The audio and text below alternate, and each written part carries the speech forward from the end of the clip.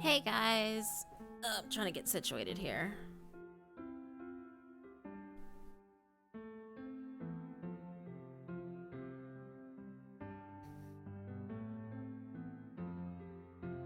Hey everybody, how's everyone doing?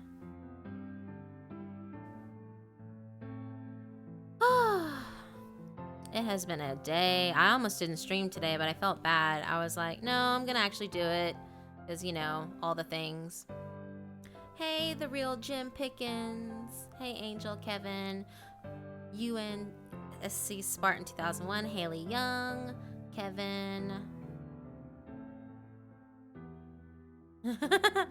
Oh, tell me. Hey, Alex. Hey, Queenie, Halloweeny.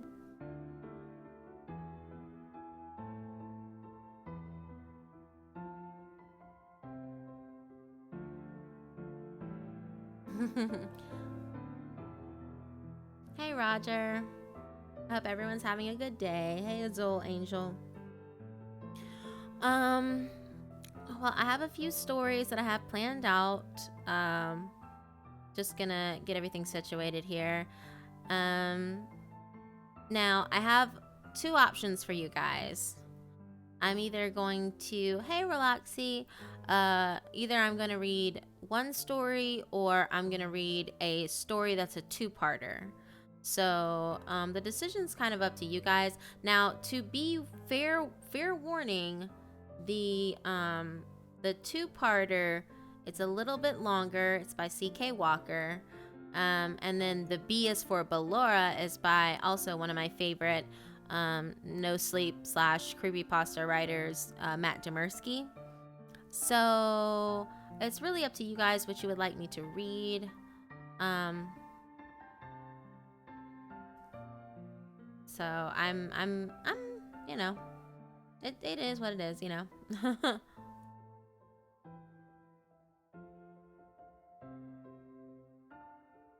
So yeah, just let me know what you guys want to do and I'll go from there.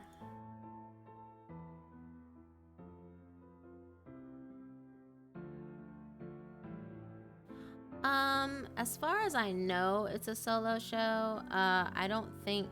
Well, let me check. Let me see if Raptor's online.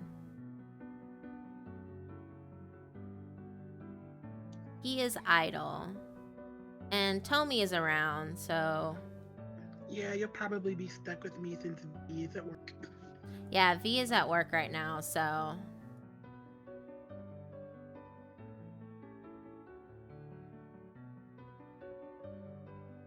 I didn't see Nightmare's vid today.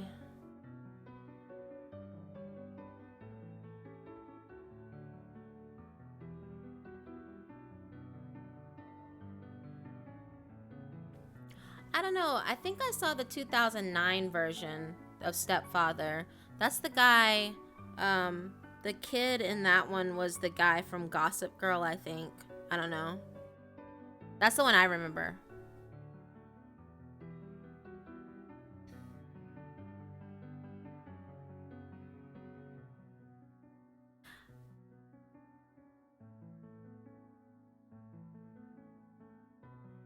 Anyway, while you guys are deciding, I'm gonna go get me another glass of water. So you guys just kind of figure out amongst yourselves what you would like me to do. Hey Nando, I would read all three of them, but like I said, guys, in Twitter, I'm kind of like a little under the weather, so I'm trying to rest my voice. So I don't want to be talking too much. So it's either gonna have to be one story or the two-parter. So it's really just up to you guys. So just let me know what you want me to do, and we'll go from there. But in the meantime, I'm gonna get me another glass of water. Okay, so I'll be right back.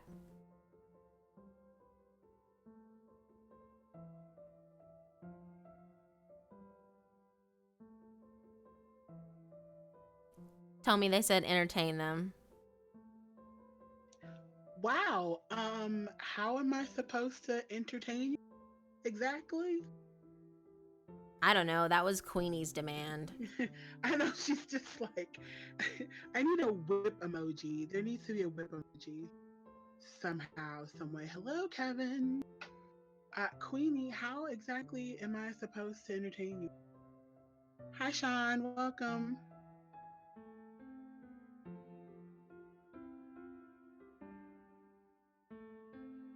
Sunshine, I think you can hold. We can give you a break today since there'll be no video game.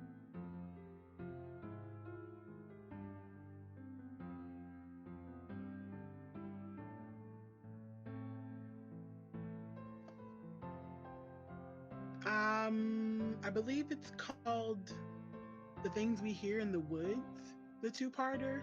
I'm not sure exactly what it's about. She picks random stories and doesn't read them, so I know nothing. Hi, Haley.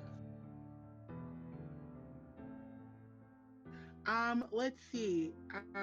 My day is going well, actually. Because it's quiet and I have ginger tea and it's not freezing cold where I am. So yeah. And maybe, just maybe the next time that Eden streams, I'll actually be near her, like next to her. So that could be happening within the two. So that's going to be fun. Your choices are a two-part story by C.K. Walker and one-part short story that she.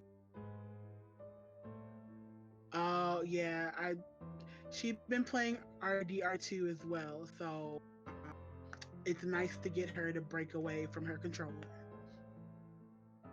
Yes, ginger tea for the winter.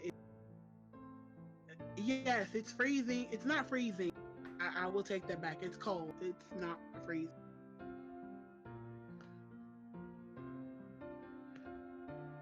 So anybody in the South that got hit by the storm, I hope you guys are okay and warm and not, floating down your streets because whatever just passed through the South, like absolutely gnarly. I know it would be, so we'll see what happens. That just probably happen within the next week or so. So maybe the next time she streams, it'll be Eden, V, and me in the same space. I apologize to your ears in advance. Are you telling them about you coming to visit me? Yeah. I'm telling that the next time uh, that we're on stream, it'll probably be the three of us, and they should prepare their eardrums. Yeah. Lots of screaming will probably be involved. Uh, Lots of screaming. There will not be a curse counter. a curse counter? No, no, No, none of that. no, we're not gonna curse count. We're not gonna scream count. Just expect complete fail for that session. Yeah, just let it go. Just let everything just go. Just. uh, oh, hello to our peoples across the pond. Hello.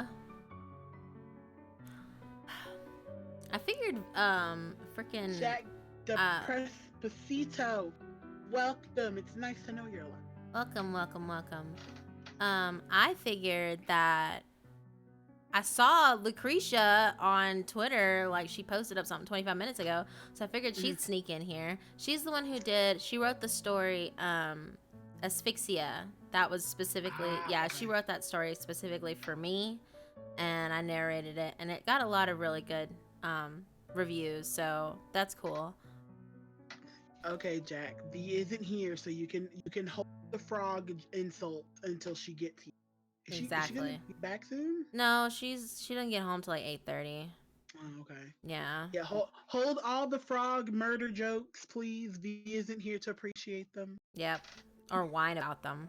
Yeah, or whine about them, which I think is what you're looking for. Pretty much. You can't guilt somebody who's not here. So we're gonna reserve all the frog jokes. Yeah, no, seriously.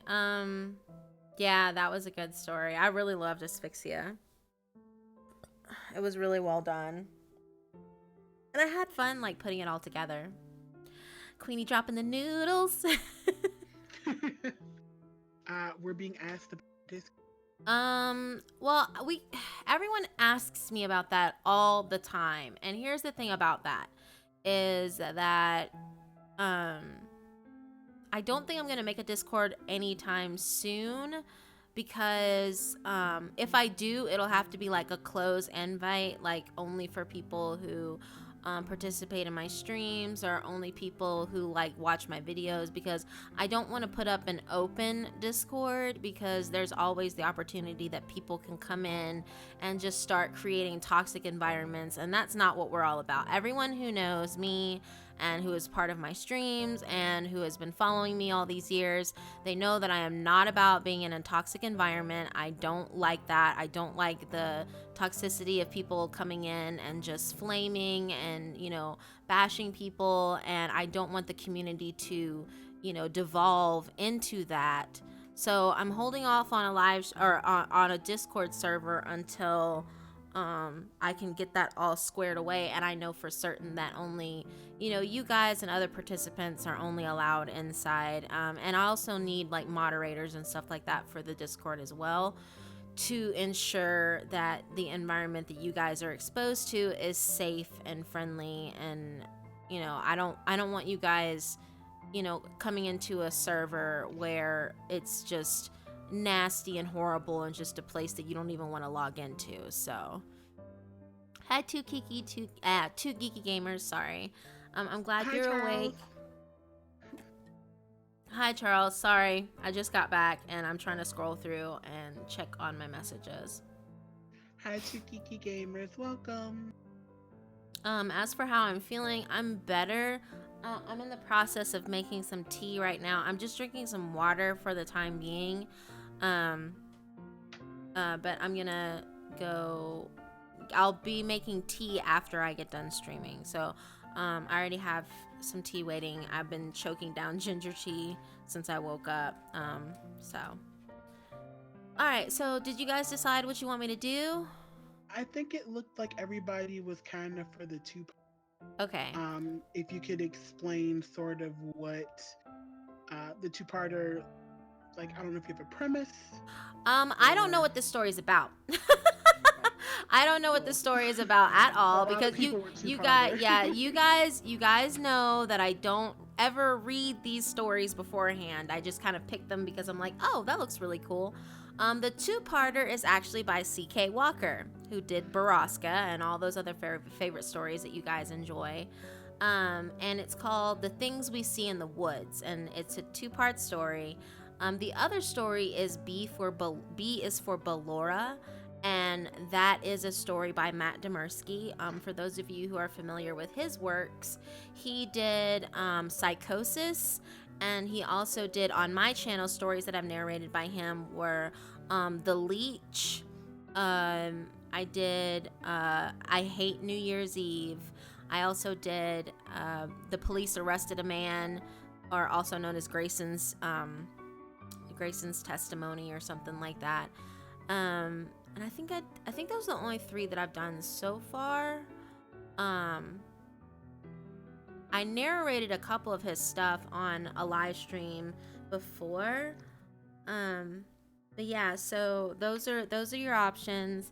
There's this one story that I recorded a while back. I need to find it though. I'm probably gonna look through and see if I can find it again. But it's a story by Matt Demersky, and it's called The Blue Dollars. For those of you who haven't heard of that story, it's actually really, really good.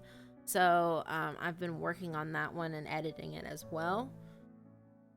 Oh, excuse me. Hopefully I'll be getting a video out this week.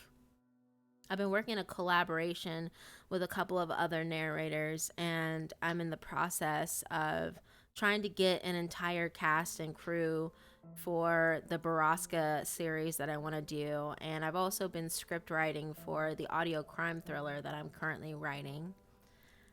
Yes, I was Sarah, and I was the monster, and I was the mom. In that entire video, I was all of those things in that video. Hey, Demon. Yes. Hi, Khadijah. Hey, Khadijah. I'm well. Like I said, I'm just trying not to. I'm trying not to overwork my voice here. So, yeah, that's a thing.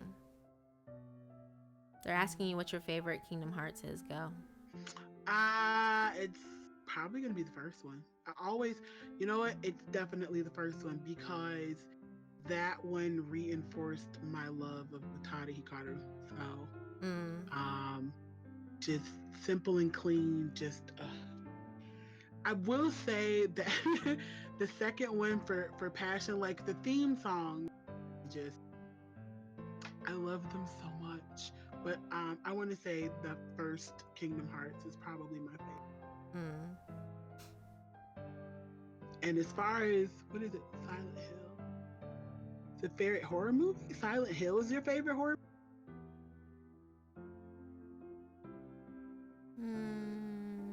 Huh? Mm. It is. You know, a lot of people didn't care for the Silent Hill movie, but um, I like that the fact effect. that for those for anyone who hadn't played the Silent Hill games, that was actually a pretty well done movie. It was that You have effect when the you all nighttime yeah, came. I know. You always have to put that into perspective where I'm like anyone who hasn't played Silent Hill video games, it was a well done movie. Yeah, that effect when nighttime came around. I'm still tripping over the fact that, like Pyramid Head ripped that bitch's skin off her body. Whoa, Jesus, Lord have mercy. Yeah. And then when Alyssa came about at the end, just kind of like literally split her in twain. My pistachio addiction will never go away. Jack, really, really, we've gone like a week, 2 weeks without the pistachio talking. You just had to. Yep. Yeah, the second one wasn't that great. The first one Yeah. definitely was. I think my favorite horror movie is probably A Tale of Two Sisters. Oh. No, Yeah. I think I saw that one. Yeah, it's a Korean horror film. It's pretty legit. I can't remember. It was. Yoga was pretty trippy too. Oh no, that is absolutely unacceptable, Demon. Yes. That's not even funny. Oh, Dream Horror Dad. No. Pistachios are always on my mind. I'm a little bit, like I said, I'm a little bit under the weather. I've been trying to fight it. Like I said, I've been drinking ginger tea all day, and like as soon as I woke up, like when I first talked to Tommy, my voice was really crappy. When I talked to her earlier. Uh,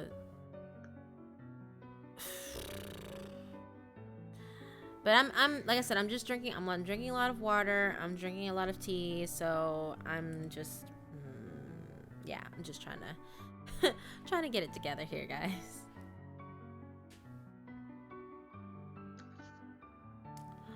But yeah, so I don't know what either of these stories are about. For B is for Ballora, that's like I said by Matt Demersky, and The Things We See in the Woods is by C.K. Walker. I don't know what, like I said, I don't know what either of these stories are about. I'm just kind of feeling around in the dark here. So, but if you guys want me to do the two-parter, tell me. You'll probably have to help me with some of these other voices. Otherwise, I want to just go ahead and get started. It's already 3:30, almost 3:40.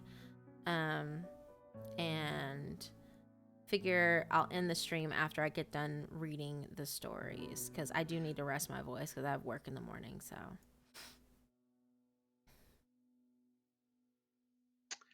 we're gonna do the two-parter. We're Are doing they the short? two-parter. Are Huh? they? Yeah, that's what everybody was saying. C.K. Walker. No, these are not short. Neither of these stories are short. See, she just does not know how to do a short story. Yeah. All right, let me grab something to drink and then you get the links out. Yeah, everybody's saying two part. All right, so yeah, the two-parter. Let me get something to drink and then.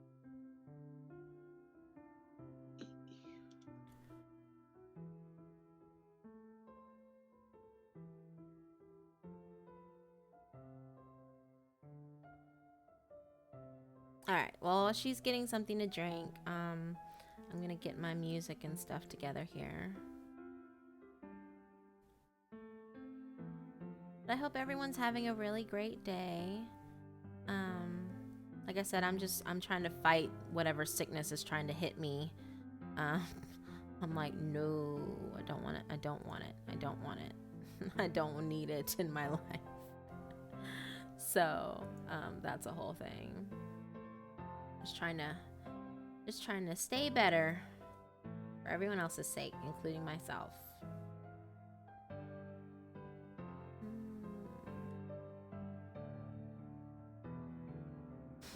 But hopefully, oh, excuse me. So hopefully, I will be able to battle off whatever is trying to take a hold of my throat here. I know V has been sick, and I really hope I'm not catching what she's got, because, not a fan. Not a fan of it.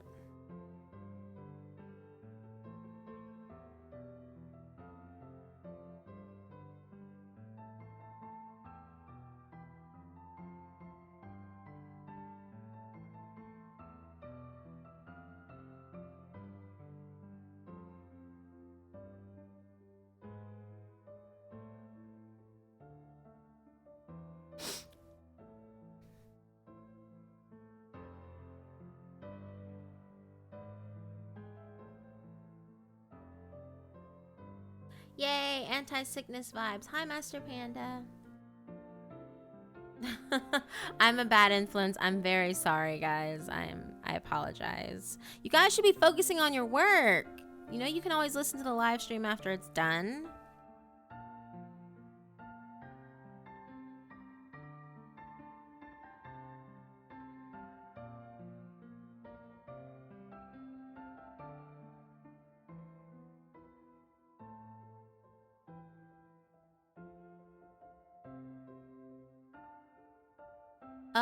It's coming. I'm actually gonna put out a video this week. Like I said, I've been putting it together. And so hopefully you'll get a video this week. I just got to get everything organized and get all the mixing and the background, sounds and sound effects and everything put together, and then we'll go from there. But yeah, the recording is done. Like, that initial part is finished. It's just the cleanup and the post-production stuff that takes a lot of time. The only reason I had so much time back in the day to put out a video was because I wasn't working the crazy job hours that I'm working right now. Okay. Oh, Tea has been acquired. Yay, tea. Okay. No.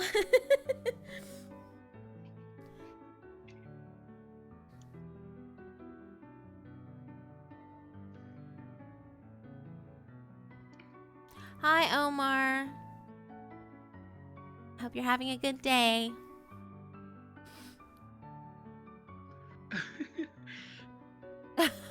It's my first live show, although my boss is looking at me funny.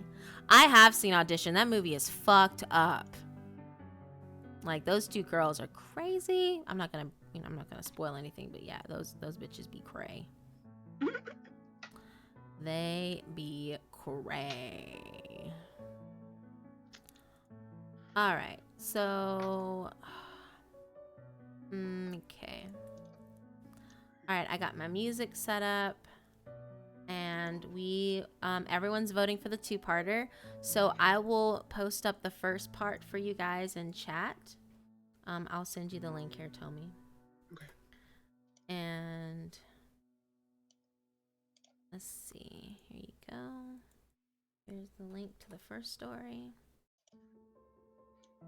So you guys can read with me or read with us as we read out loud to you guys, okay?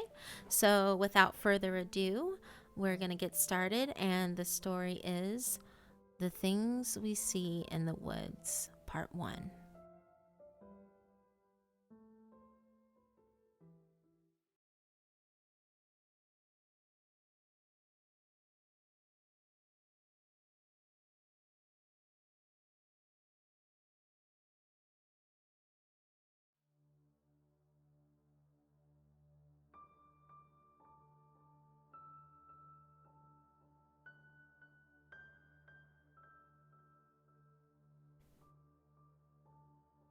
I've been dead for decades. It took me years to realize it, though, and I didn't even really accept it until I'd finally found my way out of the woods and realized that I couldn't step out onto the road. It was almost like coming up against a glass wall. I could see the road, but I couldn't step onto it. Something was binding me to the miles and miles of trees and mountains. I didn't meet Jeremy until the 1990s, I think. At least that's what he told me. There is no real reference of time out here. Jeremy was older than me by a few years, and took far less time in accepting what had happened to him. He told me the story of his death the first night that I met him, as we sat around a sad, pale fire that provided only light and no heat. There is no warmth for the dead. Jeremy had gone hiking with his girlfriend one weekend, planning to propose to her on a mountaintop. He told me he had been hoped to salvage their heated but struggling relationship. Unfortunately for Jeremy, his girlfriend had a nasty temper, and during an argument on said mountaintop, she had pushed him over the side of a cliff in a rage. Jeremy told me that he would never know if she meant to kill him, or even if she knew how far down the ground had been behind him. He had watched her wail on her knees as the rescue crews pulled his mangled body from the gorge. She was very upset that her beloved boyfriend had slipped and fallen to his death, and so soon after giving her such a beautiful diamond ring. For as anticlimactic as Jeremy's short life had been, he was still upbeat most days and great company after I had been gone alone for so long. My favorite way to fall asleep at night was listening to Jeremy's stories from a world after 1983, the year that I had departed it. We didn't need sleep, of course, but it was an effective way to pass the time, and there was so much of that. Jeremy and I both still had the packs we had died wearing. Our gear never rusted, and our clothes never seemed to show any signs of wear. It was as if we were frozen in time, but it continued to move all around us. We saw people, occasionally, real living people. I used to come into their camps and scream at them to pay attention to me, to hear me. But now that I wasn't alone all the time, I preferred to just observe them. Campers were my favorite thing to find. They would talk about what was going on in the real world outside of the forest, or they would tell ghost stories. My favorite ghost stories they were told were the ones about us. Apparently, everyone knew these woods were haunted, and sometimes, if you were lucky enough, you could even see a spirit fire. They said that if you followed the light and found the fire, you would see no one and nothing else around it. And this was how Jeremy and I realized that we could interact with the outside world in certain ways, the fires being the most effective. The other ways, such as breaking sticks and moving their stuff at night, which didn't always work, tended to scare people. We never met any other dead people in all the years we had spent in the woods, but we were both just happy to have each other. It was early spring when we first noticed that something had entered the woods. We'd spent the winter walking along the entire perimeter of the forest, trying to find a way out. Winter was the worst for us because there were hikers, no campers, and no animals. It was just us, all alone in the silence and the cold, with our dismal fires that never stayed lit and our sad, makeshift Christmas. So we were both happy that spring was finally here. Jeremy had tolerated my desperate search for a way out of the woods for yet another year. He loved the forest, and more importantly, campers would be arriving any day. We're almost back to Burn Rock. Jeremy said as he tossed more pine needles on our evening fire. I know, I sighed. Lindsay, this is the 12th winter that we've done this. I really don't mind, and I hate to bring this up again, but maybe we should consider that there's no way out of the woods for us. He gave me a sympathetic yet pitying smile. I hated that smile. Jeremy had accepted his super unfair death and the afterlife without missing a step, while I never could quite let it all go. I had been dead longer than he had, so it really wasn't fair. This is such bullshit, I said. What do you think it's like for dead people in the city? Do they get to go clubbing, get drunk, hang out with each other, sleep in warm beds? I can't imagine that they get to do any Jeremy laughed. And why not? lens. We light fires. We try to eat sometimes.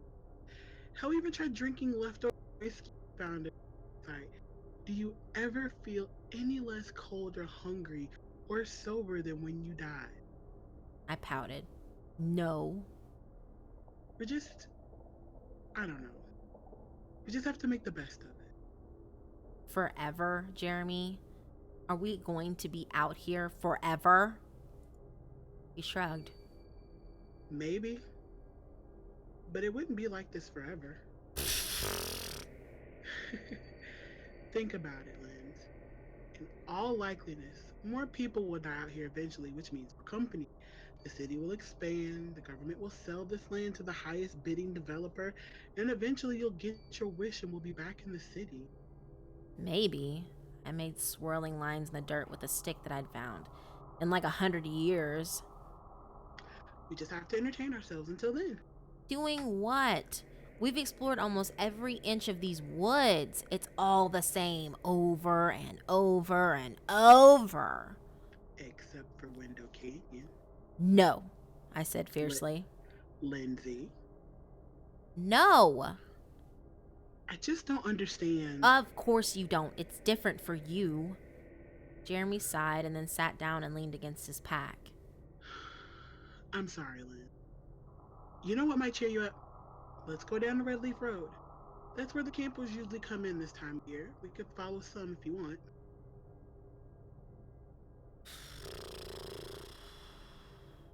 I smiled as I watched the fire lick at the top of my stick.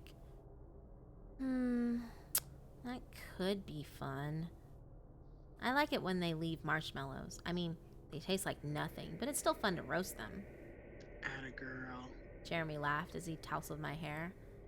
And hey, maybe someone will even bring their dog. Oh god, I hope so. I love dogs.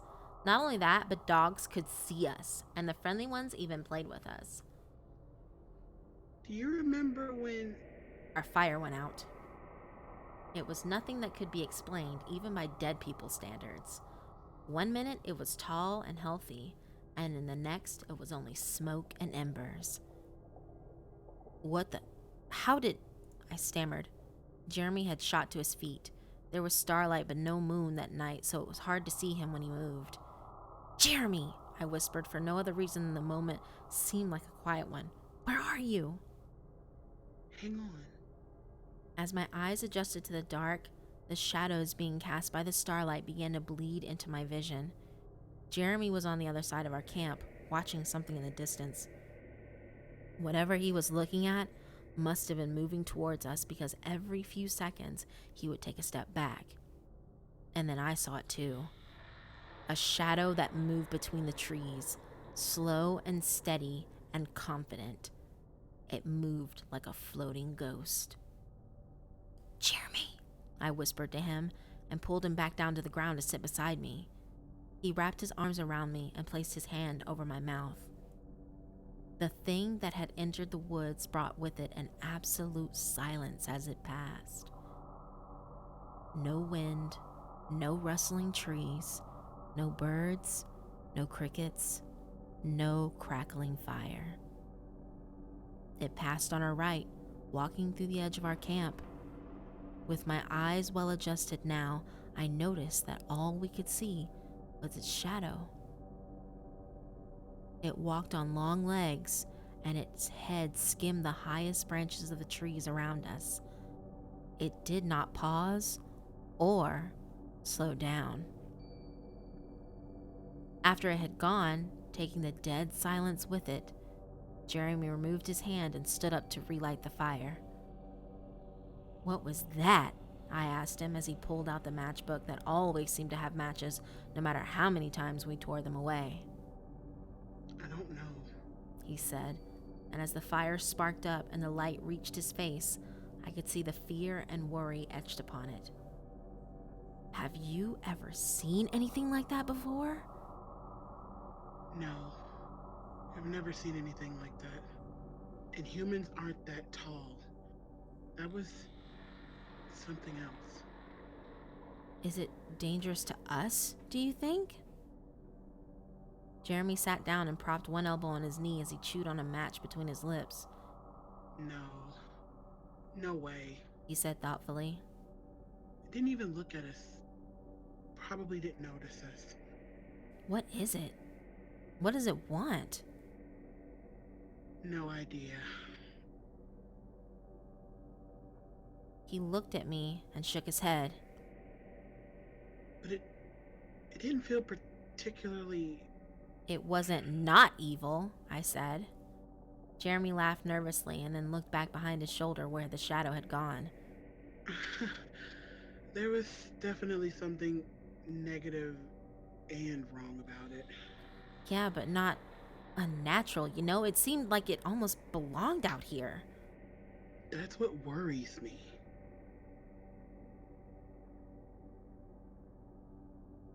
Days later, we had made it back to Red Leaf Road. We hadn't talked about the shadow since the night it had walked through our camp. Even though I was already dead, that thing had instilled in me a primitive, innate terror that had haunted what passed for thin dreams in the post-life state. Jeremy was the first to see the hikers, and I clapped my hands in joy when he yelled back to me that a group was unloading their car in the parking lot. When I caught up to him, Jeremy was leaning against a tree and smiling. We watched the group settle their packs and make last-minute corrections. Oh my god, oh my god! I love this time of year. I clapped again. Did you catch their names? How long they're going to be out? Or where they're going? Not yet. Jeremy laughed. I've been watching the kids. He pointed out two little boys playing next to a red Jeep. My excitement at seeing them soured almost immediately when I realized how old they were. Some kids, usually under 5 years old, can see and talk to us. These kids both must have been more like 9 since they were carrying packs of their own. Any dogs? I asked. Sorry. Jeremy said, and then pulled me over to drape an arm around my shoulder. The adults had a map spread out on the hood of a car and were arguing with each other and pointing to different points on the map. I hope they go to Christmas Lake, I said excitedly. I love Christmas Lake. But as the campers argued, two words kept striking out into the cold morning air like lightning. Window Canyon. Hearing them say it was like taking a bullet. Please no, I whispered. Please no. But by the time they had packed the map away, I knew they had decided that was exactly where they were going. Jeremy sighed.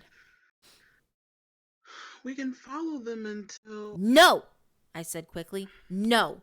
I'm sorry. I'm so sorry. You can go with them if you want, Jeremy. I'll just wait here and... Oh, Lindsay, come on. We've been together for decades. When have I ever left you? We camped right there on the woods that night and for 4 nights after that before another group showed up. But these were not campers. They were cops. Jeremy and I watched as they immediately roadblocked the parking lot and began photographing the cars that the Window Canyon group had arrived in. What's going on? I asked Jeremy. I don't know. I think something happened to that group of hikers. It wasn't long before we got our answer. From what we could piece together from the conversation we could overhear between the cops and search and rescue, the hikers' camp, tents, packs, and food had been found abandoned when SAR went looking for them. There was no sign of the group, and SAR told police that they could keep their helicopters in the air for about a week to aid in the search. We can help. Jeremy said to me. How? We can look for them. They might, in our world now, some of them. I swallowed. It was bittersweet, wasn't it? More company for us, but people had died just the same. Where do we go? I asked. I saw the trail they took. If they went the route I would have taken, I can find their camp. If not, we just follow the rescue team. I nodded. It took us only 2 days to find their campsite. They hadn't gone far, 9 miles maybe. Most people with kids take it slower. The camp was occupied by 2 search and rescue officers. They stood against a tree talking and strategizing. The search and rescue helicopters toured loudly across the sky above us. I hadn't seen them since Jeremy's death. We made a base camp that night near the Window Canyon Group's campsite. We lit no fires, only observed and waited. Surely the dead would come back to their camp. It would be the only thing they could think to do. But we saw no one. We stayed at camp a few days, watching the search and waiting. But soon hope soured and the rescue mission became a recovery mission. We ventured out from camp then, hoping to find the dead. We looked long after search and rescue had left and the campsite had been cleared. "Where are they?" I asked as we lit our first fire in days. We were still close to the missing hikers' camp and we hoped they would see our fire, dead or alive. I don't get it. Jeremy said. If SAR couldn't find them, gone. Unless, I sighed. Unless they're in Window Canyon. He finished for me. Maybe you could go in tomorrow and see. I won't leave you here alone. His tone left no room for argument, but I made some anyway. "Oh, come on. What's going to happen to me, Jeremy? I'm already dead," I laughed nervously. He looked up at me and smirked. All right, fine. I'll go in the first light on a day hike. I'm not leaving you alone at night. Remember, Linz, that thing, it could still be out here. I shivered, even though I was always cold. I won't argue with that. Jeremy left at dawn and was back before twilight, as promised. There was something different about him when he returned. He was more alive, stupid as it sounds, more animated and excitable. I knew that Jeremy had always loved hiking and exploring. Taking Window Canyon away from him had been a dick move on my part, but there was just no way I could go into the canyon. There's no one down there, He said as he fell down beside the sad little fire I had made. Jeremy was always better at making them. Well, what the hell? Where else could they have gone? He shook his head. I don't know. I have a bad feeling that thing had something to do with it. Okay, so say it did. Say it killed them. Why can't we find them? I don't know. Jeremy replied. Those poor little boys. I sighed as Jeremy gathered more sticks for my pathetic fire. You'd think I would be better at building them, seeing as how we built about 7,000 of them over the years. At least they're with their parents, Jeremy said. wherever they are. My brother was about that age, I said idly, the last time I saw him. Jeremy's ears must have perked up because he dropped the bundle of wood he was holding. Your brother? I never talked about my family, and Jeremy knew damn well why. He was a cute kid, was all I said. His name was Ben. Jeremy smiled and picked up his sticks. He threw them over my shitty kindling pile and relit the sad little pyre with a never-ending book of matches. You know, you can tell me anything, Lindsay. I know. But you don't have to. I know. To ease the moment, Jeremy began talking about his brothers and their antics as kids, which apparently annoyed their mother to no end.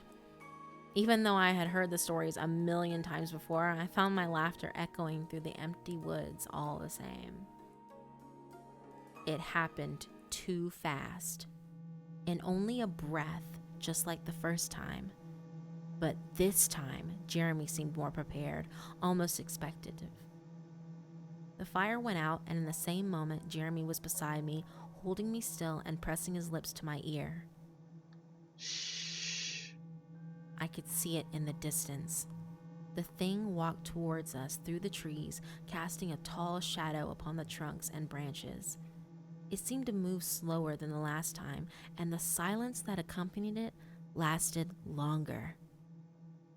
When it reached our camp, it stopped at the edge. I squeezed Jeremy's arm as hard as I could without making a sound, and he breathed into my ear. Don't move. I hadn't planned on it. The shadow was dangerous, even to us. I could feel it. It started moving again, walking around the embers of our fire. It stopped every few seconds as if tasting the air before moving on. When it had walked all the way around the fire, it paused, and I knew in that second that it was looking at us. And then, suddenly, it was walking again, out of our camp and back into the woods towards Window Canyon. Jeremy kissed the top of my head and then let me go. I turned to him, panicked and wide-eyed. Jeremy. I know. Just breathe. It looked at us. Did you feel that? Yes. What was it doing? I think it was hunting. For what? I threw my arms up and shot out of Jeremy's grasp to pace the camp while he rebuilt the fire for the third time. I could tell you my guess, but you wouldn't like it, Lynn. Humans? People? Jeremy nodded without looking at me. But we're not people. We're dead. We're just... We always hesitated to use the G word because it always sounded so stupid. Ghosts? Yes. That's why it looked at us like we were leftover bones in a stew pot? Fuck. My thoughts exactly. I awoke the next morning to the whirling roar of a nearby helicopter. I hated that sound. It always meant bad things out here, but it was even less welcome now. Jeremy was already awake, standing next to the pile of ash that was our fire. He had his hands behind his back, and he was looking up at the sky with concern. Did they resume the search? I asked as I sat up. This is the third one since dawn. I think they're... Our missing hikers? Jeremy offered me a hand to stand me up. My guess is that they're new missing hikers. The helicopter seemed to be circling an area known as Mill Motor Caverns. The caves were apparently very beautiful, though I had never gone down there myself. I didn't like going underground anymore. It reminded me too much of being buried. Jeremy usually did the cave system about once a year on day hikes while we camped at the entrance. Oh shit. Jeremy gave me a worried look. Should we go over there? See what we can learn? See if we can help? He nodded. I don't know, although I don't know how much help will be. If they died... Lindsay, that thing last night, it came from that direction. It was obviously over by the caverns at some point in the last few days. So you think... I mean, you don't think... I don't think we'll find them. He said grimly.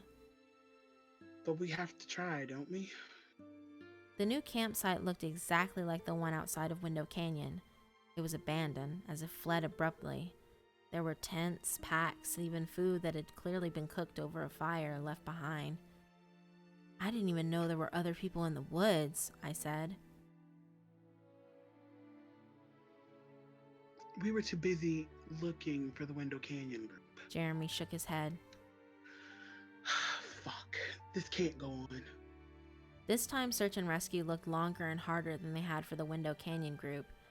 I could only imagine how badly they needed a win, but there was no sign of the hikers anywhere. Jeremy and I searched for them, shouting all day and making huge fires at night that only confused and frustrated the search and rescue teams. Eventually, they gave up and left. We covered miles around their campsite in the days after, but the woods were empty, except for us and the shadow. At the end of a particularly long day, we dropped our packs on the ground and fell into the dirt, disheartened and defeated. We laid in silence for many long minutes. Jeremy, I said finally, desperate to talk about anything other than our failure. Why do we even wear these packs? We don't need food or clothes or pots and pans. Jeremy was still breathing hard. I wear it for you. For me? I sat up and gave him a searching look. Why? He propped himself up onto his elbows and wiped his forehead with the back of his sleeve. Because you're not ready to let them. I raised an eyebrow at him and then laid back down. What did that even mean? I need a drink, I sighed. You and me both. A Zima. Lindsay, this isn't hell. Fine, a martini. I always wanted to try one of those, but I never was old enough. It looks so fancy. God, what are we going to do? I said after a minute of comfortable silence. Nothing. There isn't much else we can do. He answered. People are going to keep coming in here and... No, they won't. Thank God. I overheard search and rescue saying they're. Oh. I put my hands behind my head and looked up at the stars. Being from the city myself, this was one view I never tired of.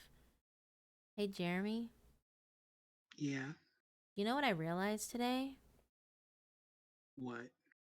I've officially been dead longer than I was alive. I admit it as a, hey, listen to this funny fact, but as soon as the words were out of my mouth, cold tears were sliding down my stupid face.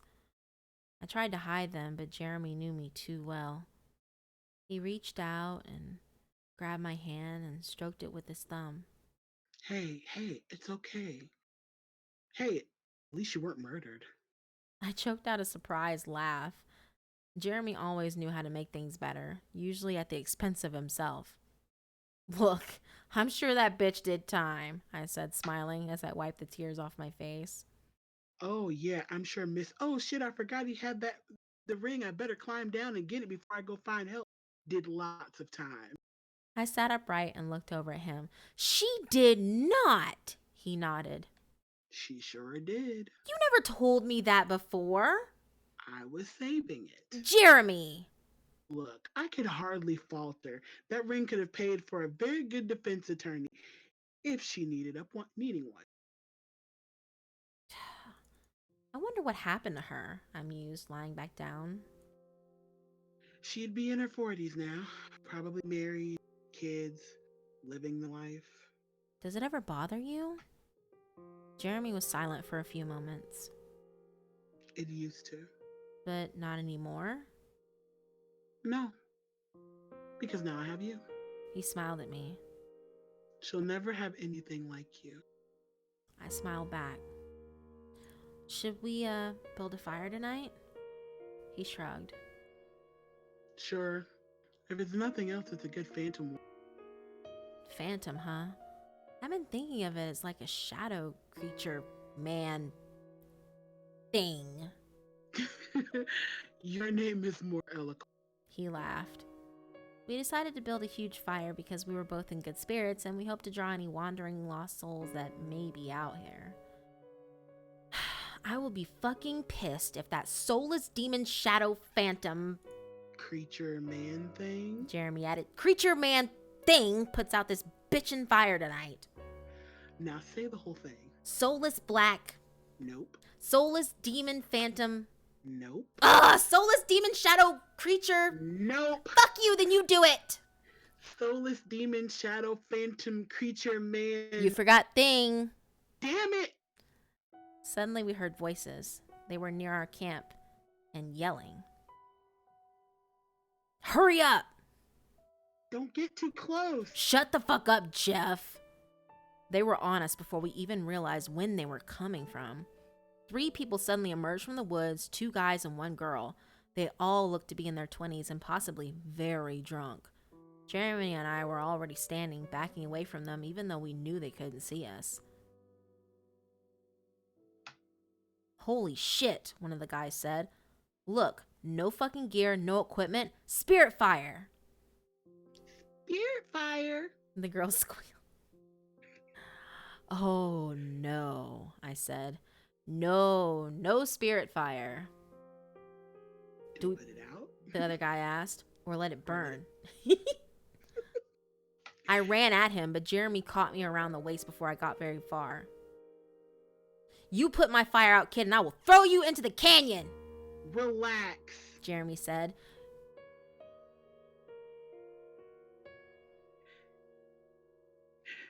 No, you don't put it out, you bush. The girl chided. It's magical. She sank down next to it and stared, starry-eyed and drunk. Please tell me these aren't missing hikers, Jeremy. I think not. We can fix that, I mumbled as one of the guys in the group started shoveling dirt onto our fire. Stupid ghosts, he yelled. You're gonna burn the whole fucking forest down. Jeremy narrowed his eyes at him. Jackass. Might stop. The girl yelled at him. Why do you always have to be such a twat? I'm sorry, he said. I'm sorry. I'm really, really drunk.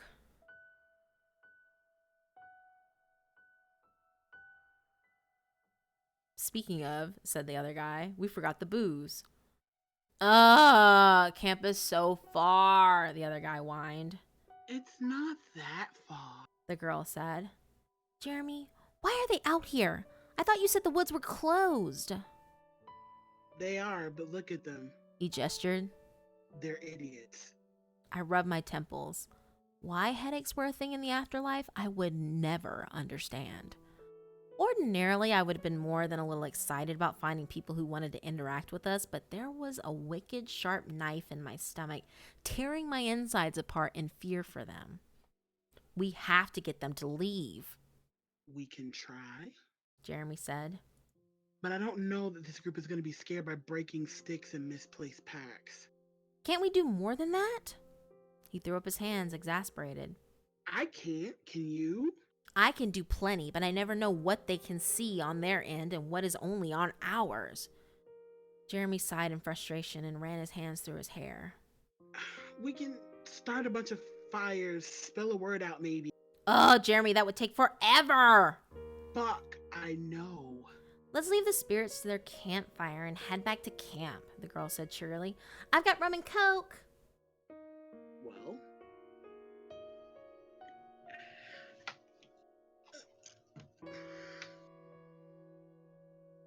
Mike, you fucking suck. You drank my rum? hey guys. Since we sit around campfires until ghosts sit around campfires until human stories? Yes. Jeremy and I both said at the same time. The rest of their conversation was lost to the trees as they left back towards their camp. Huh, I figured they were camping down by the gorge or the caverns, but the way they were heading. They're going into Window Canyon. Jeremy finished. I sighed and buried my head in my hands. Of course they are. Lindsay, I don't know what to do.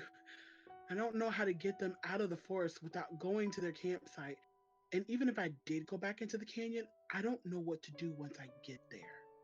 But that thing is coming for them. There's no one else in the woods, Jeremy. There's no one but us. Okay, just let me think. It's the fire. We have to use the fire, I said. It's the best we've got. Okay, what should we do? Burn down the woods? We live here, I yelled at him. Okay, all right. Okay, we could... I know. We can empty out all their alcohol so they get bored and go home. They're already drunk, Linz. But by the morning, they'll be sober. They may not have until the morning. Jeremy said, narrowing his eyes at something out in the woods. Oh no. Please, no. I shook my head. Not now. But the fire had already gone out. I ran to Jeremy where he stood, his eyes glued to the thing walking through the woods. It was slow and cumbersome, as if it was in no hurry. But it made confident, deliberate steps as its trajectory was pointed straight into Window Canyon. It's already hunting them, Jeremy whispered as it walked by, 30 meters from our camp. We have to warn those morons, I said. We will. Jeremy answered, sliding his eyes away from the phantom to look down at me. Grab your pack. We're moving out. We can beat it to their camp if we're smart. You can, I thought, but I can't go into that canyon. No packs, I said, and Jeremy looked at me in surprise and let his bag fall off his shoulder to the ground. Are you sure? He asked, and I was surprised to find that I really was. Yes, they'll just slow us down. Now come on! We gave the Phantom a wide berth and ran like hell for the canyon. Those kids were drunk and stupid and noisy, and they would be easy prey for a creature like that. The sky was fading into the dark purples and grays of dawn, and we neared the edge of Window Canyon. I didn't know what I was going to do when we got there, and before I knew it, we arrived at the edge. There was a defined and definite end of the path where the trail started down into the canyon. I was stopped on the other side, looking at Jeremy, who was already halfway down the trail. He skidded to a stop when he realized I was no longer behind him. He looked back at me, but didn't say a word. I don't think I... His face held an expression like he was waiting for an answer to a very important question, and I guess he was. He was barely breathing, eyes wide in anticipation and emotion. I wondered if this was the look that his girlfriend had seen when he had proposed to her, minutes before she pushed him to his death. Had she said yes or no? I suddenly realized that I had never asked him. Jeremy had offered me every detail of his life, even the most painful ones, for comfort and entertainment, and what I had given him back in all these decades, my brother's name. I knew I couldn't fail him in this one thing.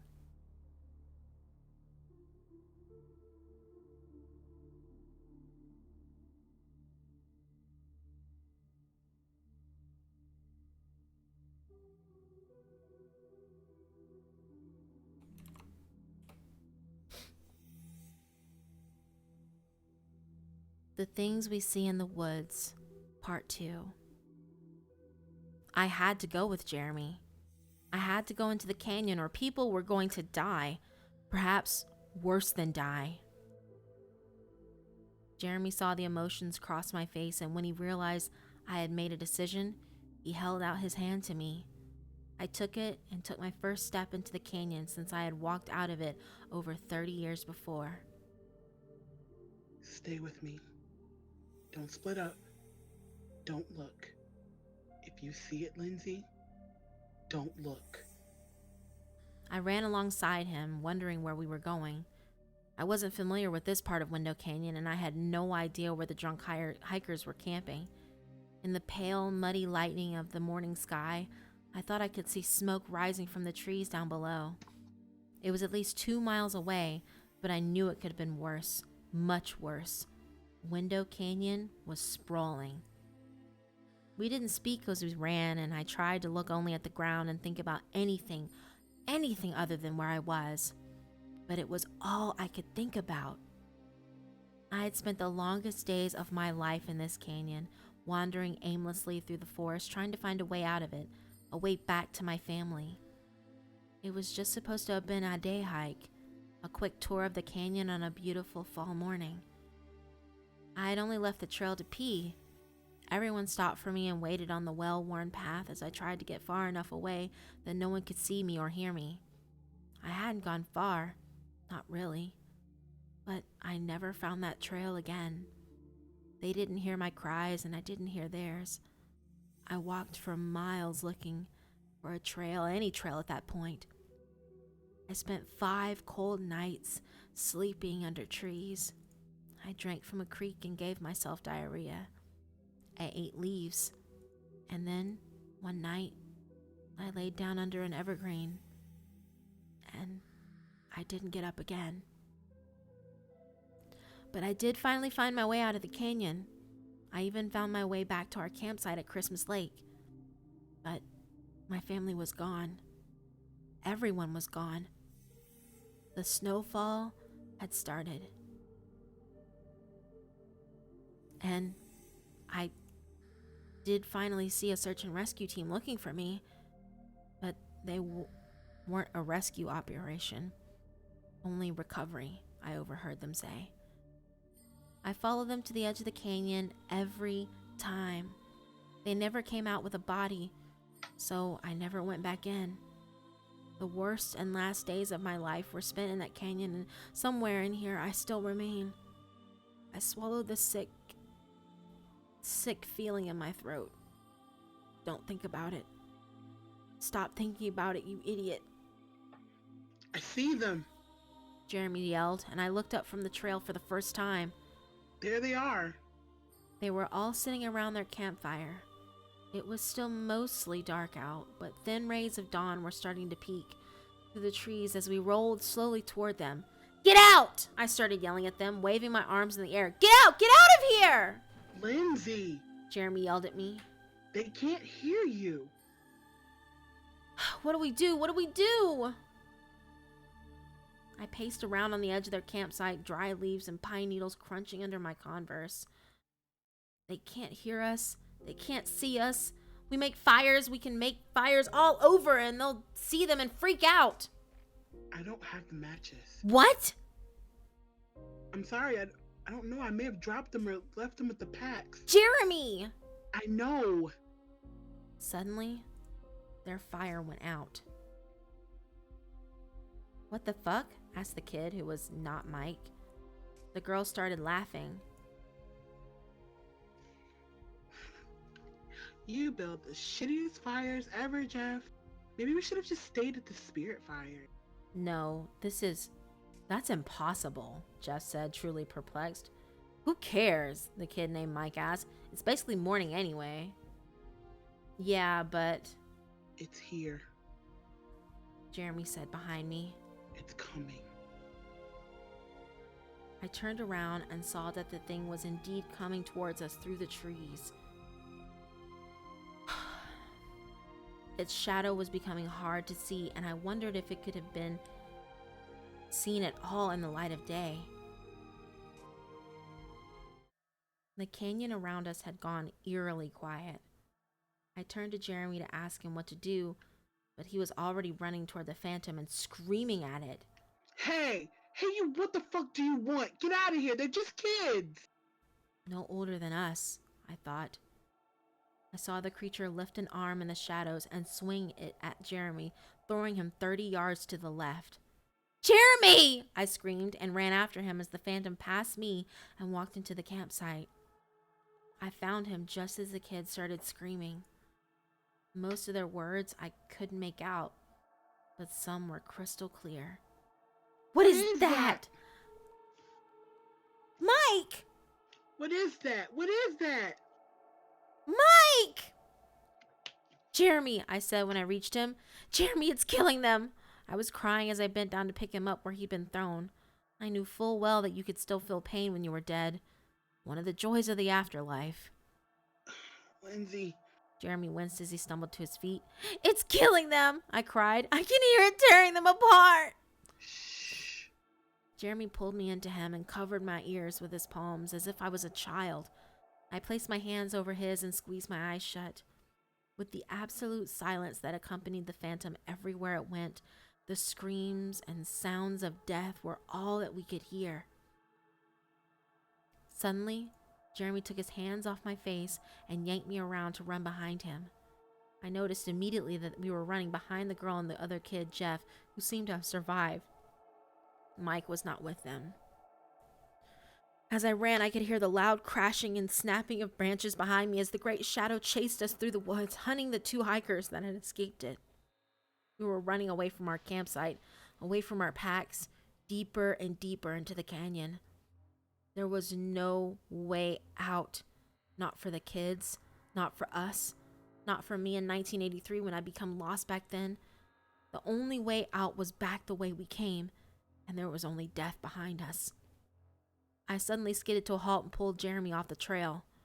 What are you doing? We have to help them. We can't. We can't. You've already proved that. We have to do something, Lindsay. I know. I think we should do your idea. What idea? He said as he bent down, hands on his knees, panting. I should not have smoked so much. Burn it down. Burn it all down. I gestured to the woods behind us. The canyon? The woods. Lindsay, I don't think that's possible. The canyon, maybe. It's really dry down here, surprisingly, but not the forest. If we burn the forest down, that thing would have no place to hide. But we live here. You said so. We don't live anywhere, Jeremy, I sighed. We're dead. What about the matches? I don't have them. I don't know, I yelled back and turned away from him to rub my face. But I did know, because the matches were mine. I'd had them in death because they had been with me in life, wrapped in a plastic bag, tugged inside the pocket of my jacket. One lit match in the right pile of leaves could set this entire canyon on fire. Come on, I said. We're getting my matches. They're all the way back by the caverns. Not those matches, I said darkly. Lindsay! Jeremy stopped and whirled me around to face him. You don't have to do this. Yes, I do. Or they are going to die, and then more people are going to die. Then let me do it. You don't know where to go. Jeremy searched my face for a moment and then nodded. He took my hand again. I'm with you all the way.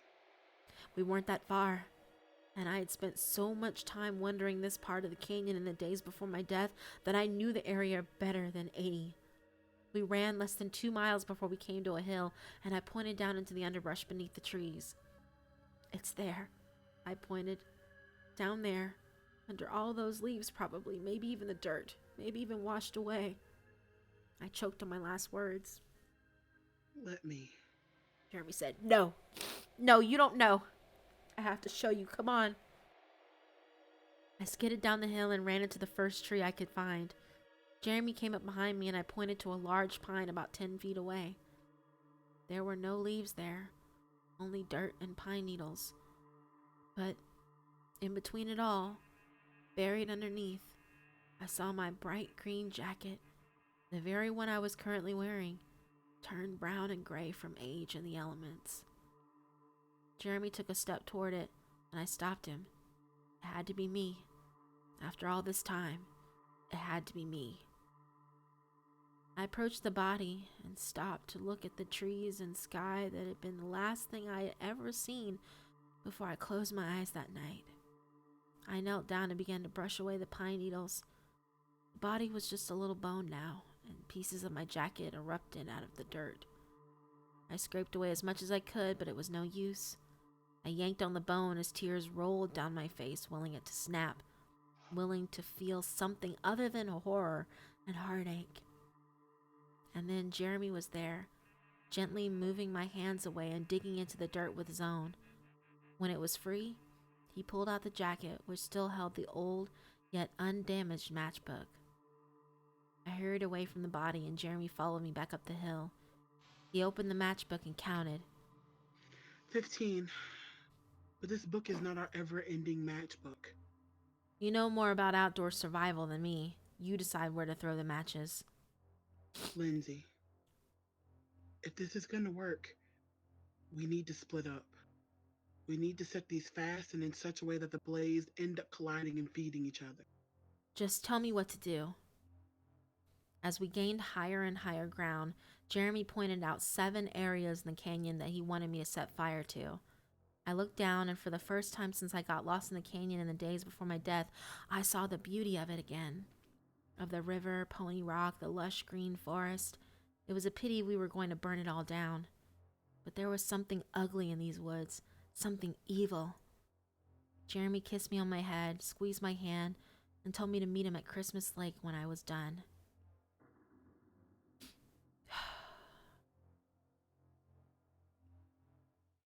I ran as fast as I could, covering the miles in record speed, setting deliberate but hurried fires in all the places Jeremy had told me with my half of the ripped matchbook. The first 3 fires blazed huge and hungry, but the 4th fizzled out to nothing. I used another match and made sure to shove more dead pine needles on the fire this time. Then I grabbed the longest stick I could find, set it on fire, and ran for the 5th location, setting alight every bush and tree along the way. The last 2 fires caught hungrily and so easily that I didn't even need the matches. The sky turned dark gray with smoke as I ran for Christmas Lake. The fire seemed to follow me. No matter how far I got, the flames were always close behind. I made it to the rim of the canyon and looked down into the fiery pit we had made. The gorge was filling with smoke, and the flames were climbing up the sides of the mountains. Nowhere left to hide, asshole. I took one last look down into the canyon and bolted toward Christmas Lake. I had forgotten how easy it was to travel without a pack. I felt unburdened and free, as if I had been carrying my entire life in that stupid pack, and now I was relieved of it all. It was a few miles to the lake, but they passed quickly. I could see the fire still following me, although it was moved slower and spread outward as far as I could see along the horizon. As I was watching the flames lick the sky behind me, I hit a rock with my shoe and went sprawling onto the forest floor. And in that one still moment, I finally heard it. The absolute silence. Oh no. I rolled over and began searching the forest for movement. I could only assume that the sun was still rising in the sky since the black smoke had covered it as far as the eye could see, and the only light was the distant flames that cast an orange glow on the trees around me.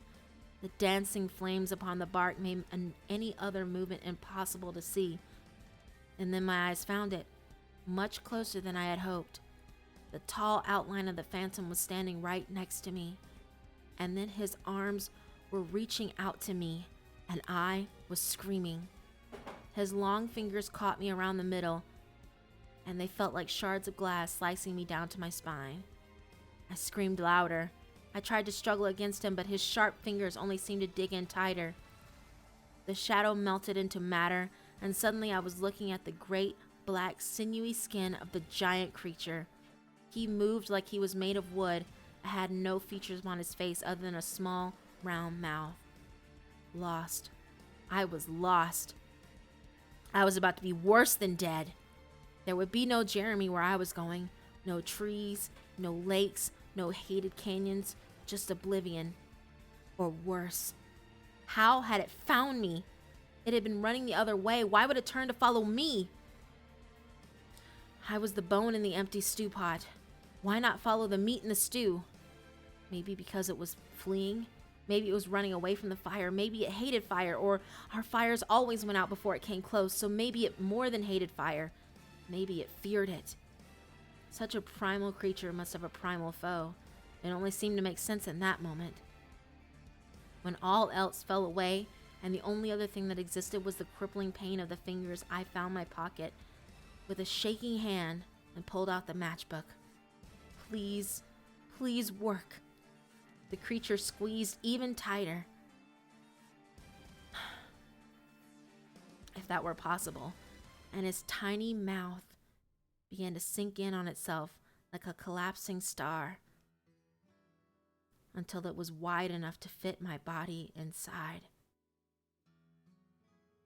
I yanked both matches off the strip and, sending up a silent prayer to a god I knew didn't exist, I struck the matches against the strip and watched as they caught fire. The phantom dropped me and immediately disappeared back into the transparent state it adopted. When it was hunting, there were no creatures from it, no floundering, just stood there and burned up like all the trees behind it. I pulled myself away from it, hand over hand, trying to get as far away as I could. I continued crawling until it was all behind me, and the forest fire had caught up to the phantom and consumed whatever was left of it, which I doubted was very much because for a big, scary monster, that creature was highly flammable. Finally, as the pain subsided, I was able to start limping along toward Christmas Lake, and that's how Jeremy found me, mere yards away from the spreading fire which had caught up to me. It's dead, I told him. What? Are you sure? I killed it myself. I pulled up my shirt to show him the long, angry tears in my flesh that wrapped around my entire body. Jesus, Lindsay. I'll tell you about it just as soon as I sit for a while, I panted. Since the shores of the crystal blue lake had come into view, I let Jeremy carry me the rest of the way. Looks like we succeeded in burning down the forest, I said as he set me down on the sand. Yeah. Jeremy said, scratching his neck. It's a lot drier than I thought it would be for the time of the year. You don't think it'll all burn down, do you? I asked him. Oh no. I mean, it spread a few more miles than I would have ever. There's no. I mean, look, you can't even see it anymore. I looked back the way we had come, and he was right. The sky was still black with smoke, but the red-orange hue of the flames were nowhere to be seen along the horizon. Good. I would have felt terrible. Jeremy gave me a terribly concerned look. Tell me what happened. By nightfall of the second night, I was ready to move again. Jeremy thought we should stay at the lake for a few more days so I could recover, but I needed information. How much of the forest had burned? Did firefighters get the blaze under control? Had anyone been hurt? Had anyone died? We had to hike the entire night by moonlight, but we finally made it to what remained of our fire. The canyon had been completely torched and was even still burning in many places. The fires above the rim had been burned out or been doused by the time we reached the aptly named Burn Rock near the edge of the woods. It was the closest we could get to the road and fire crews to hear their conversations.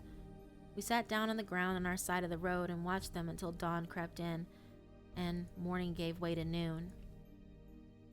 We learned that the fires were all out or under control, and that the two kids who had come screaming out of the woods like bats out of hell were both alive and being treated for trauma and exhaustion. We sat there for days, long after the fires were out, and even after the last response team had left our area. In the days that we spent watching the firefighters from the side of the road, I had leaned on Jeremy's shoulder and told him everything about me, including the horrible, lonely, terrifying last days of my life. I talked about my eventual acceptance of the inevitability of my death, and the entire day I spent wandering around looking for the perfect place to lay down and die. It was the reason I had known the area where my body rested so well.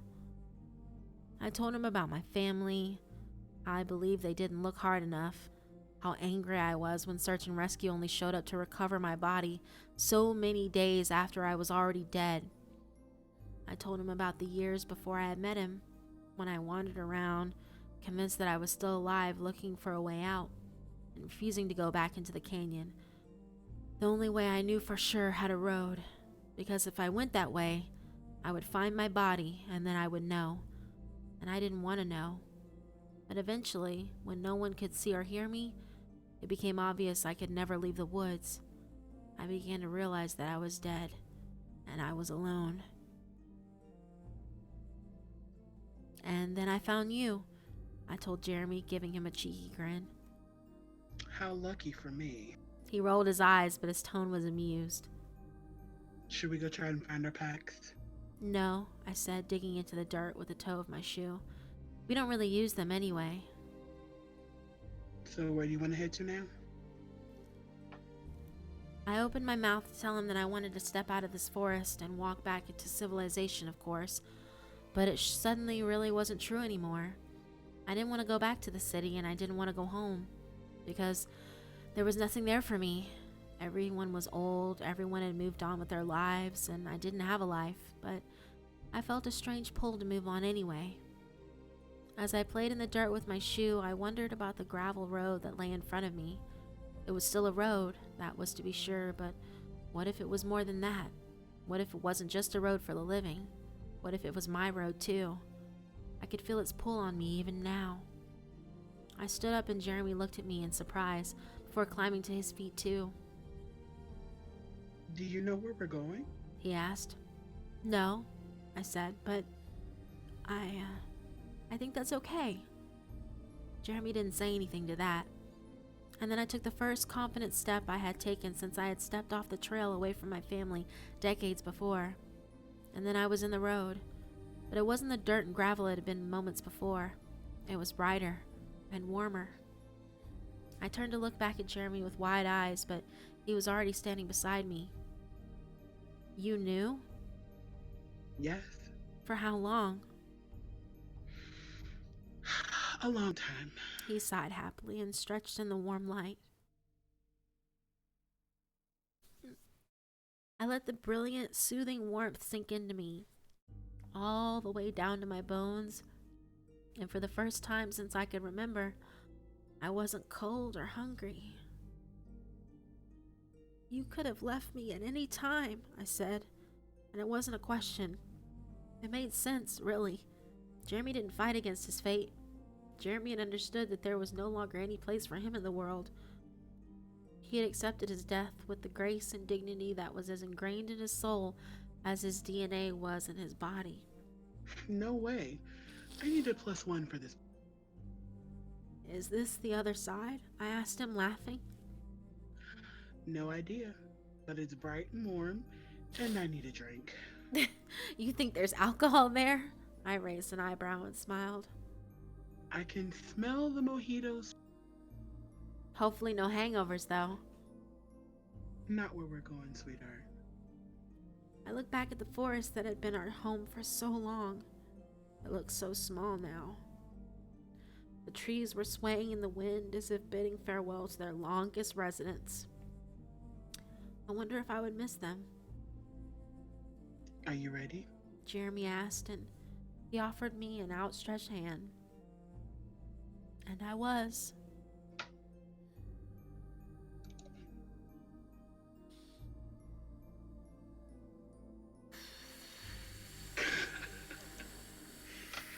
Guys.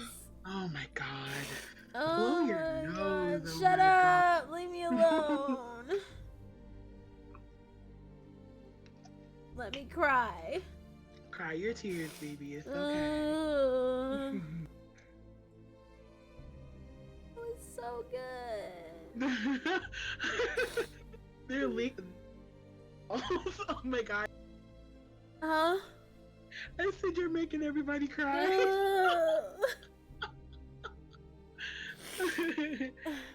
I'm not crying, you're crying. Oh my god.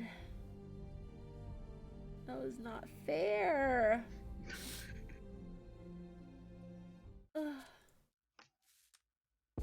And someone said not Spider-Man all again. What the heck? Say what?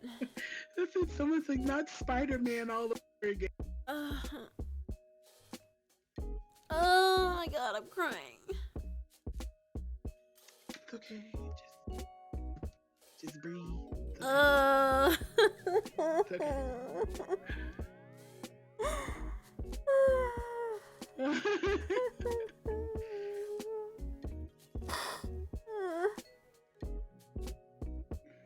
So good. Oh my god. Do you guys see why I pick stories I've never read before? So you guys can get reactions like this. Oh.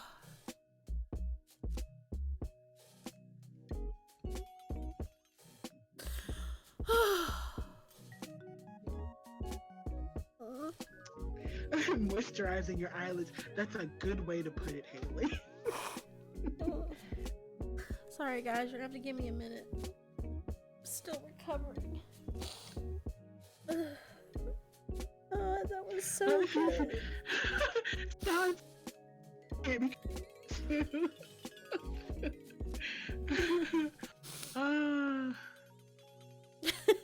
Yeah, you're right. I'm sick. I don't need to be crying too. Just there's a lot of dust and mosquitoes are messing with my eyeballs.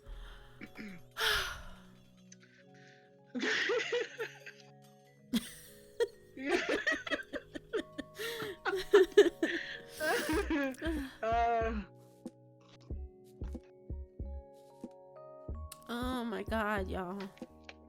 Oh my goodness. That was rough. That was so good. It was good, but that was rough. Oh, that was rough, but it was so good. Oh my god. My whole body hurts. Cause I was actually gonna end up sobbing at some point. I was trying to hold it back. I can hear it in your voice. I'm like, oh my god. Mm. And then especially when we get into the part where she finally decides to like dig up her body. Yeah. I'm like holding onto the microphone like. He said I'm not crying. My eyes just going for a swim.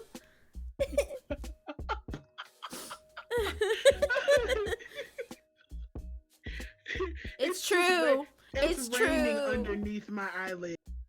It's true. Sagittariuses are so emotional. It's true. Not as emotional as Cancers. I guess. Wow. Like, who made her cry? We will kill everybody.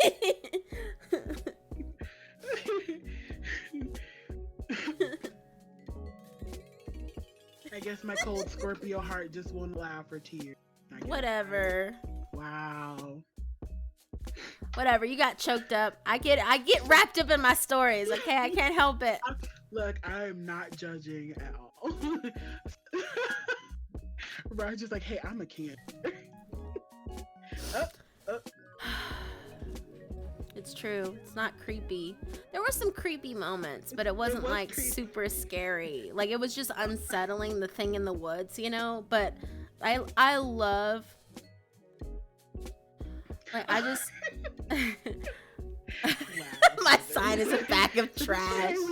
You want to get a scary reaction and end up crying. It says spooky feels pasta. It is a spooky feels pasta. Hey, Blissful Martini. Is it bad that I'm an Aquarius in the situation? I really love, I think what really hit me was the relationship that Jeremy and Lindsay have. And Like, the fact that you could tell he was so comfortable. Is that weird to say that, like, it like, she, you know, at the end of it, like she said, he'd accepted it a long time ago. Mm-hmm. Like, he could have left her a long time ago.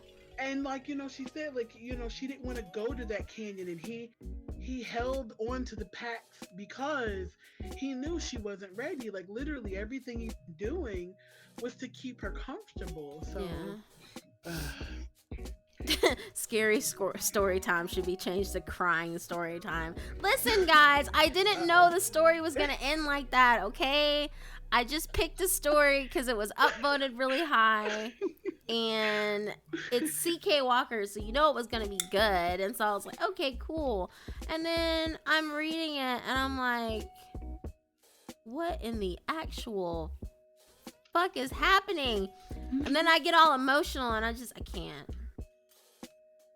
Jeremy's like, yeah, I got murdered. Yeah, exactly. Jeremy's like, well, murdered. He's like, at least you didn't get murdered. And she's like, oh, come on. Like, you know, and then to find out the bitch crawled down to get the to ring. get the ring. What the hell? No, Jesse, we didn't read Baraska. We didn't read it. Oh God, there goes my cat. Red rum.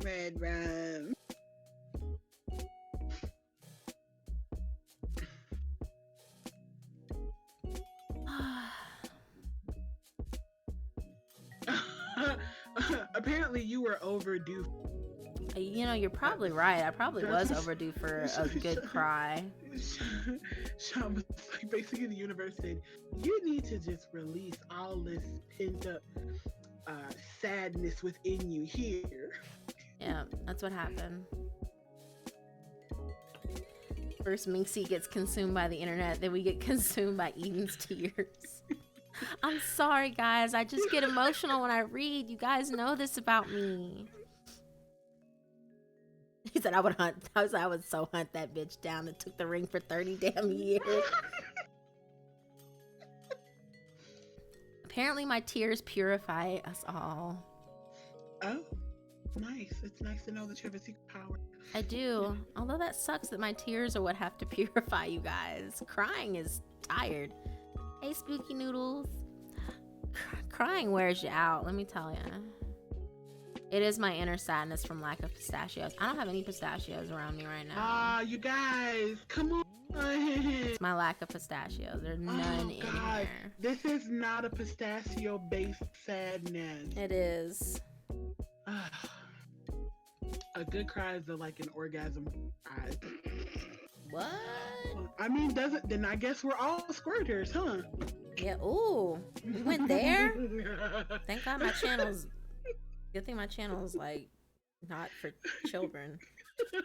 Shit just be flying out your mouth. Uh, you've cleansed the Hellions. Your I teeth. have my little apples, my little apple teenies. Jeez. Okay, let's talk about the elephant in the room here. What Okay? elephant in the room? The fact that she wanted a Zima. Oh my God! Right. That means you know she's a child of the 80s. uh, Fun fact: no. I have a Zima in my fridge. Matter of fact, I'll have a Zima when you get here because you were complaining about how you couldn't find any up there. I could. I not. saved one just for you. You have one Zima left still. No, I have 3 left. Oh, that'll be our first drink when I get there. Then It will. See, I saved one for you, one for me, and one to put on my shelf forever because it's limited edition. Exactly. Queenie, yes, I'm a Scorpio. I make no. I can't. Yes, I am dirty. I am the smut queen, so I can't help it. Oh, Minxie. Oh my. Oh.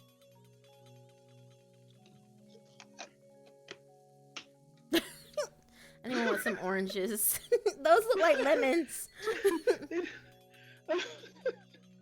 It's just like all this dirty stuff. Like, who wants citrus?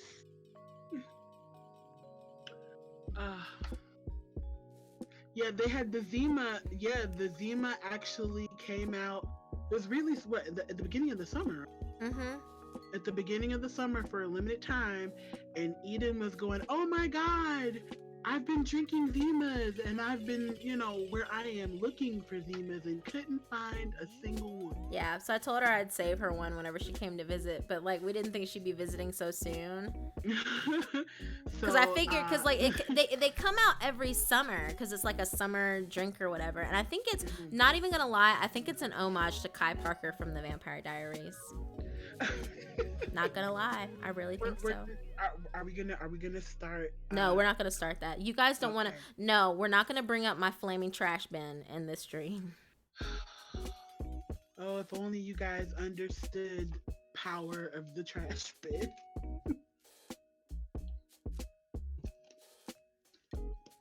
The fishes of indecision and feeling.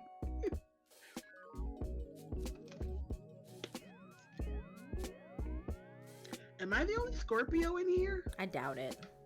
I feel like it.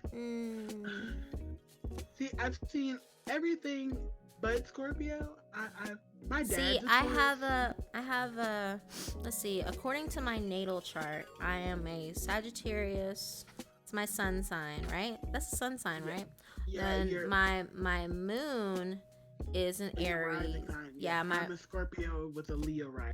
Yeah, and the thing is, I'm a Sagittarius with an Aries rising, and my ascending is Capricorn? No, not Capricorn. I think it's Scorpio. Actually, hold on. Pull up my fucking.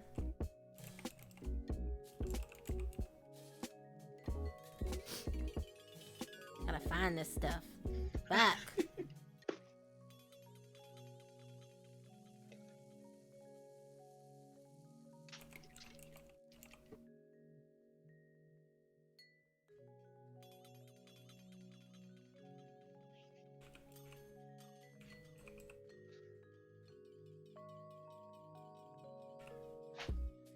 Oh, good grief! I know it's my fucking cat. Is it time for her to eat yet? No, bitch. No.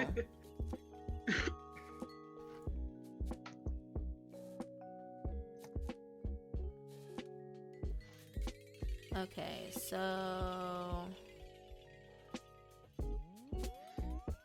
yeah, so it's Sagittarius. Oh, so it is Scorpio. So it's Sagittarius. My moon is Aries, and my ascending is Scorpio. Oh no, my ascendant was Capricorn. Okay, I was right. So it's Sagittarius Sun, Aries moon, and Capricorn is my ascending. Because that's how we found out that, like, I should be a volcanologist. Oh God. This should be a volcanologist. Oh my God, my cat. Hold on. Be right back, guys.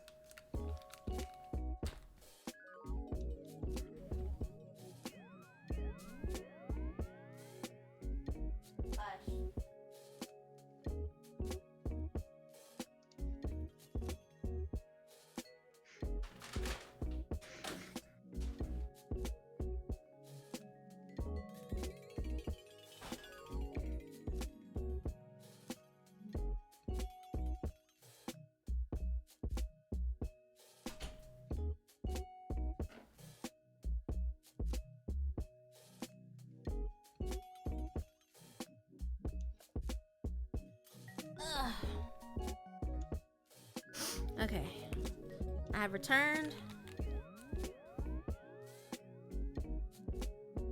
Oh, you're my moon! Yay! Queenie Halloweeni's my moon.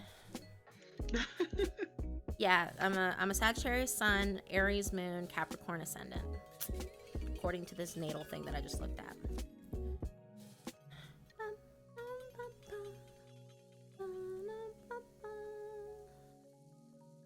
Kitty was just getting on my nerves. Start another bonfire. No.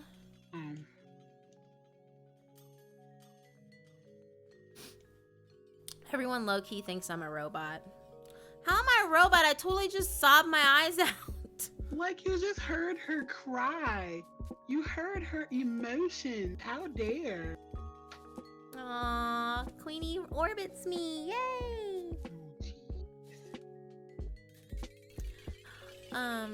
Yeah, so, whew, man, I'm tired. That cry wore me out. Might be time for me to take a nap. So, anyway, everyone, thanks for coming into the stream. I had a lot of fun, even though I was, like, sobbing for, like, the last part of it. But I had a good time. It was a great story. I think I'm gonna have to go back and cut out what re-recorded and like make you record the lines again, Tommy. Or I'm just gonna have to read it all over again and like in 5 months where I like can get the emotions back in me and cry again. Because if I try to read it now again, like I won't cry. Like I'll cry like, you know, like it'll have to be like 5 months from now I read the story and post it up online. Then I can sob again because it'll be fresh to me. Oh, Jack says like in Detroit, when become human, when they become deep. Oh, so you mean I'm like Kara? Okay. Ooh, oh.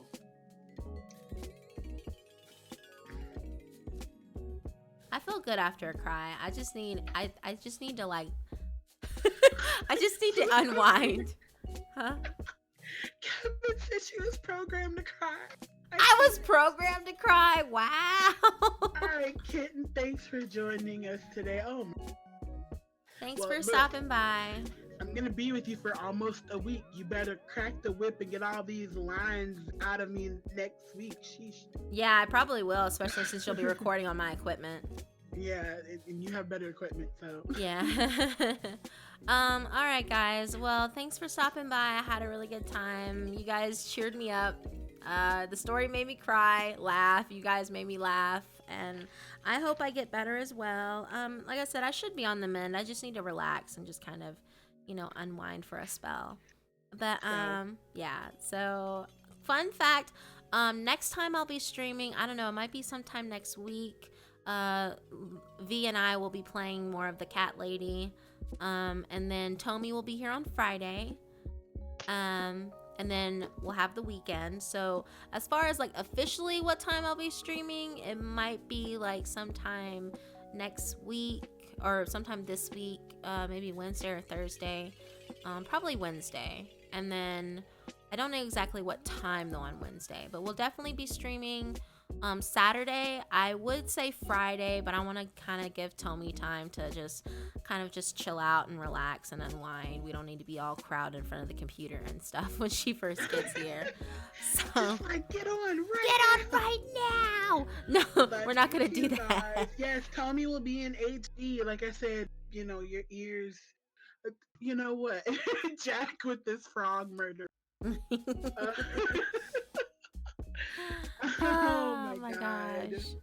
So yeah, but yeah, she'll be here on Friday, and we'll have a lot of fun. I'll update you guys via Twitter when she's here, and then we'll probably stream on Saturday. So definitely we'll be streaming on Saturday. Probably we'll be streaming more of the Cat Lady on Wednesday, and we'll go from there. Okay? So yes, thank you all so much for coming by. I love you, my Hellions. The bonfire was great. I miss doing stories. As much as I love doing the gaming, I definitely love doing stories the most. So, with that being said, thank you so much. I love you guys. And until next time, bye. Bye.